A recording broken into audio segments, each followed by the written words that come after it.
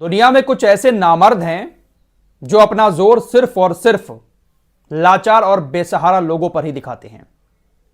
लुच्चे लफंगे टुच्ची हरकतें करके सिर्फ और सिर्फ कमजोर लोगों को ही दबाने की कोशिश करते हैं। ऐसा ही कुछ हाल इजराइल का है, इजराइल के नेताओं का, इजराइल की सेना का है। इजराइल का युद्ध कैबिनेट मंत्री एक बड़ी बात कहता है कि रमजान तक हमारे बंधक अगर घर वापस नहीं आते हैं तो रमजान के महीने में हम रफा पर हमले शुरू कर देंगे। यह जो ऐलान किया है इसने, इससे साफ तौर पर नजर आता है कि यह इजराइल जो है इसको सिर्फ और सिर्फ इस्लाम से नफरत है, मुसलमानों से नफरत है। इजराइल आतंक को मिटाने का काम नहीं कर रहा है गाजा के अंदर, बल्कि इस्लाम को मिटाने का काम कर रहा है। लेकिन यह नादान भूल गए हैं कि इस्लाम ना तो कभी मिटा था और ना ही कभी मिटेगा। इसको मिटाने वाले खुद मिट गए, मिट्टी में मिल गए, लेकिन इस्लाम कभी नहीं मिट पाया है। बस आप लोग इतना याद रखें, भले ही कुछ भी कर ले इजराइल रफा के अंदर, गाजा के अंदर, लेकिन वो जीत कभी नहीं पाएगा। और एक बात और साफ हो गई है कि दुनिया में सबसे ज्यादा इस्लाम का कोई दुश्मन है तो ये यहूदी और नसारा ही हैं। इनका जिक्र तो अल्लाह ने कुरान में भी कर दिया है। रमजान को ये लोग टारगेट कर रहे हैं। इससे ज्यादा ओछी हरकत और क्या हो सकती है। इनको पता है कि रमजान जैसा पाकीज़ा महीना आ रहा है, इस तरह की हम धमकी देंगे तो मुसलमान डर जाएंगे, मुस्लिम देश भी हो सकता है डर जाएं, हमास के ऊपर दबाव डालने लगे। रफा के मुसलमानों को रमजान के महीने में इतना परेशान किया जाए, इतना मारा जाए कि हमास बंदूकों को छोड़ने पर मजबूर हो जाए। इस तरह का ये लोग प्लान कर रहे हैं। साथ ही साथ इस युद्ध कैबिनेट मंत्री ने कहा कि हमारा एक और इरादा है और हम पूरी कोशिश कर रहे हैं कि सऊदी अरब से जल्द अपने संबंधों को कायम कर लिया जाए। सऊदी अरब से नॉर्मलाइजेशन करने से हमास थोड़ा सा कमजोर पड़ जाएगा, हमास के ऊपर दबाव ज्यादा बढ़ जाएगा अगर हमारे संबंध सऊदी अरब के साथ ऑफिशियली सही हो जाते हैं। इसने कहा कि मैं इस कोशिश में लगा हुआ हूं कि सऊदी अरब से जल्द हमारे संबंध कायम हो। साथ ही साथ इसने कहा कि जो हमारे सहयोगी हैं अमेरिका और मिस्र को इसने सहयोगी बताया है कि अमेरिका और मिस्र हमारे जो सहयोगी हैं, हम उनसे बातचीत कर रहे हैं। रमजान के महीने तक हमारे बंधक वापस नहीं आते हैं तो हम रमजान में हमला करेंगे और हम अपने सहयोगियों से यह भी बातचीत कर रहे हैं कि हम जो हमले करेंगे कुछ हमें ऐसा प्लान बताएं जिसके तहत हमारे हमलों में लोगों की जान कम जाए। इसने कहा कि हम अपने सहयोगियों से बात कर रहे हैं कि अगर बंधकों को हमारे घर वापस कर दिया जाता है तो फिर हमले नहीं करेंगे। अब देखते हैं कि हमास इस पर क्या जवाब देता है।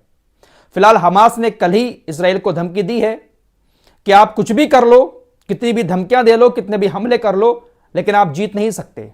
सिवाय बातचीत के आप बंधकों को नहीं छुड़ा सकते।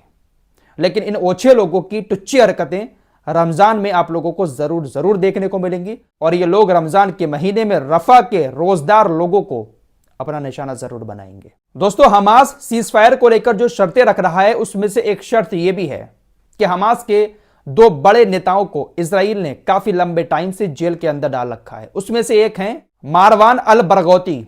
हमास के ये एक टॉप लीडर हुआ करते थे, ये इंजीनियर भी हैं। ये इतने खतरनाक कमांडर थे हमास के कि इजराइल इनसे पनाह मांगता था। फिलहाल इजराइल ने इनको गिरफ्तार करके जेल में डाल रखा है। अब खबर आ रही है कि मरवान अल बरगौती को इजराइल ने एक अकेली सेल में ले जाकर बंद कर दिया है। मरवान अल बरगौती को एकांत कारावास में ले जाकर इजराइल की सेना ने बंद कर दिया है, जहां पर ना बच्चा है ना बच्चे की जात है। सिर्फ और सिर्फ मरवान अल बरगौती अकेले उस जेल के अंदर रह रहे हैं। हमास सीजफायर की डील के बदले इनको भी छुड़वाना चाहता है। आइए इन सारी खबरों के बीच एक खूबसूरत तस्वीर आपको दिखाता हूं। दोस्तों, हम सब लोग शादी करते हैं तो शादी से पहले अपने घर बार को अच्छा कराते हैं। हम कोशिश करते हैं कि शादी में खाना पीना भी अच्छा हो, अच्छे कपड़े पहने, अच्छी जगह पर रहें हम शादी करने के बाद। लेकिन कुर्बान जाओ रफा के लोगों पर। इजराइल रफा पर हमले कर रहा है, लोगों की जान ले रहा है, लेकिन इसी बीच इन लोगों ने हिम्मत दिखाते हुए रफा के अंदर शादी रचाई और शादी करने के बाद ये सिर्फ एक टेंट में जाकर दोनों अपनी जिंदगी गुजार रहे हैं। जो खूबसूरत लम्हे होते हैं जिंदगी के हस्बैंड वाइफ के, उन लम्हों को एक टेंट के अंदर इन लोगों ने गुजारा। थोड़ा सा अपने आप को मुस्कुराने का मौका दिया, किसी आलीशान घर में आलीशान बेड के ऊपर इन लोगों ने रात नहीं गुजारी, बल्कि एक टेंट के अंदर रात गुजारी।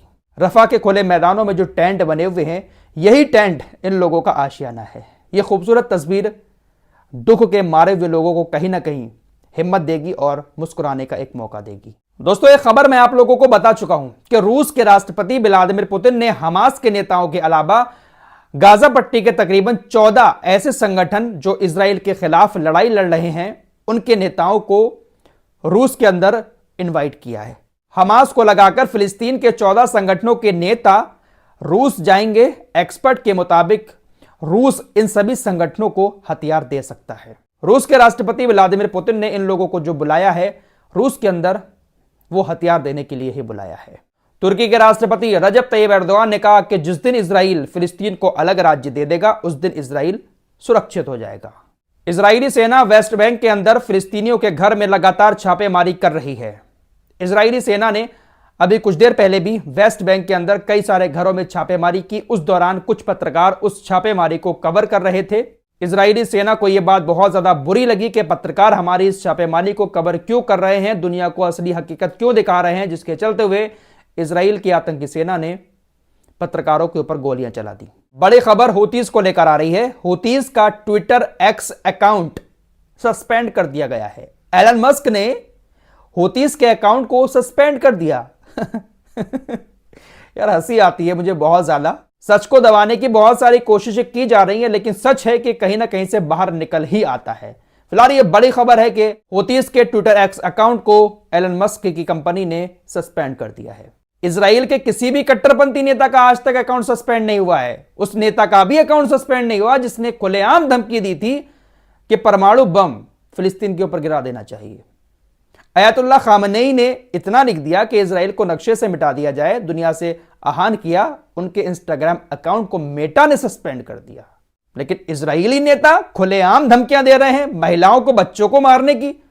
किसी की मजाल। क्या ही बताऊं यार, क्या चल रहा है दुनिया के अंदर। फिलहाल इजरायली कब्जे वाला जो फिलिस्तीन है, वहां पर एक नहरिया तट बना हुआ है। उस तट पर इजराइल के युद्धपोत में आग लग गई है। काले धुएं का गुब्बार उठता हुआ दिखाई दे रहा है। इजरायली युद्धपोत पर यह धुआं किस वजह से निकल रहा है, क्या इस पर किसी ने हमला किया या कोई और वजह है, लेकिन यह बड़ी खबर है कि इजराइल के युद्धपोत में आग लगी है और काला काला धुआं, एक बड़ा सा गुब्बार दिखाई दे रहा है। फिलहाल ट्विटर अकाउंट बैन हो चुका है यमन के हूतीज का, तो अभी ज्यादा इंफॉर्मेशन तो सामने नहीं आई है क्या इसके पीछे हूतीज का हाथ है। फिलहाल जो भी होगा बहुत जल्द सारी खबर सामने आ जाएगी। तो ये थे इस वक्त के कुछ लेटेस्ट अपडेट जो आपके सामने रखे। फिलहाल इस रिपोर्ट में इतना ही। मिलते हैं कुछ और नई खबरों के साथ, तब तक के लिए अपना ख्याल रखिए। अल्लाह हाफिज।